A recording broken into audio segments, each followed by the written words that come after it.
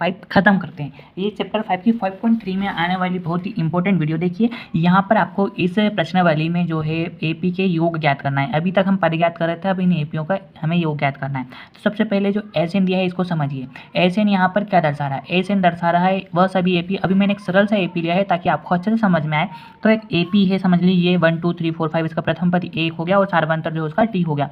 तो S N मतलब होता है इस एपी का योग, मतलब इस एपी को आप जोड़ोगे तो क्या आएगा?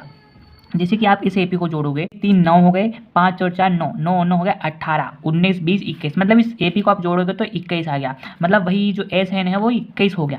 मतलब इस एपी को आप जोड़ोगे तो 21 आएगा, वही ये एस एन आपको दर्शाता है। ठीक है, अब एन आपको पता है कि भाई पद होता है। मान लीजिए मैंने बोल दिया आपको तीसरा पद, तो वह एन जो है ये है, तीसरा पद यह है 1 2 3। तो एन मतलब पद का नंबर है, मतलब पद किस नंबर का है ये दर्शाता है। तो एन जो है वो तीसरे नंबर का पद है। ठीक है, ए मतलब पदों की संख्या, आप ऐसे बोल सकते हो कि ये पदों की संख्या होती है। अब भाई एपी तो बहुत लंबा जाएगा अनंत तक, तो आपको पता नहीं है ना। तो एन एक संख्या होती है, मतलब वहाँ तक के पदों का आपको योग जो है ज्ञात करना है। मान लीजिए मैंने बोल दिया आपको 20 पदों तक का योग ज्ञात किया, तो एन यहाँ पर 20 हो गया, मतलब आपको 20 पदों तक का ही योग ज्ञात करना है। यहाँ पर कितने 6 पद है, तो मैं आपको बोलता हूँ कि 6 पदों का योग ज्ञात कीजिए, तो आप आसानी से ज्ञात कर लोगे। ए जो है वो प्रथम पद है, आप जानते हो, और एन वापस से वही नंबर है, मतलब कि पद किस नंबर का है, और डी जो है हमारा सार्वंतर होगा। तो देखिए मैंने जो सरल सा एपी लिया गया है उसके जरिए मैं आपको आसानी से समझाता हूँ, ताकि आप कौन सा भी मैथ्स, कैसा भी मैथ्स हो आप सरल कर लो, आराम से हल कर लो। तो आप देखिए इस मैथ्स में जो पहला पद है ए, जो कि 1 है, ठीक है, और डी भी हमारा 1 है ना, और एन हमारा जो है 6 है।